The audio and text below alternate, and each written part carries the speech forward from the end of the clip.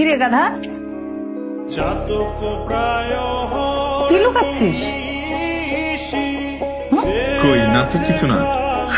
কিছু না মানে আমি তো দেখতে পাচ্ছি। দেখি না মা, কিছু না। কি আশ্চর্য, দেখি না।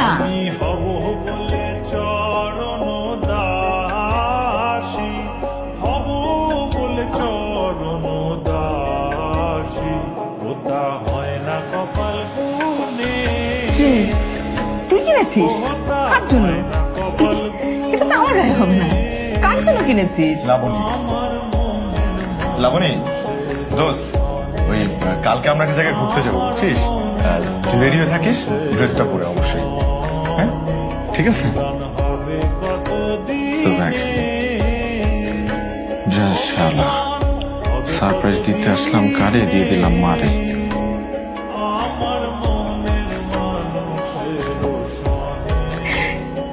এটা আমার জন্য না, তোমার জন্য কিনেছি। কাল পরে যাও। হ্যাঁ,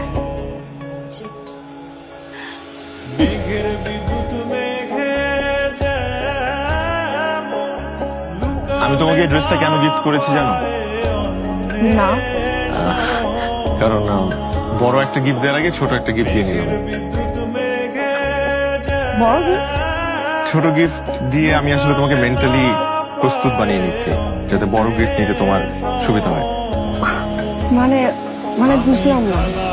মানে মানে বড় গিফটটা এত বড় যে তুমি শুনলে তুমি মাথা ঘুরে পড়ে যেতে পারো।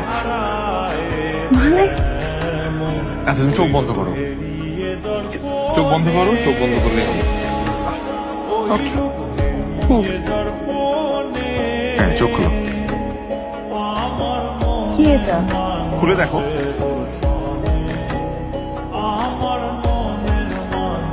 তোমার চাকরির অ্যাপয়েন্টমেন্ট লেটার।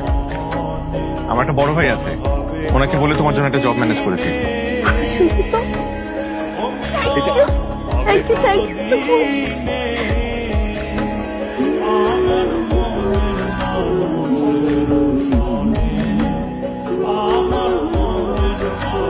না না আন্টি, মিষ্টি খান, আজ আমি অনেক খুশি।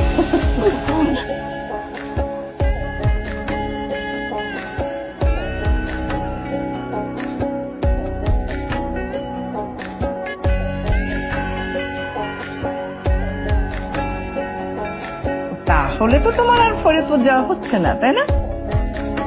জি আন্টি, আমার জয়েন করতে হবে তো, এই জন্য একটা বাসাও নিতে হবে। কোনো সমস্যা নেই, আমাদের পাশে ফ্ল্যাট খালি হচ্ছে, আমি বাড়ি এলাকে বলে ম্যানেজ করে নেব। তুমি তোমার মা বাবাকে খবর দাও, ওরা আসুক, তাহলে হবে না? জি আন্টি।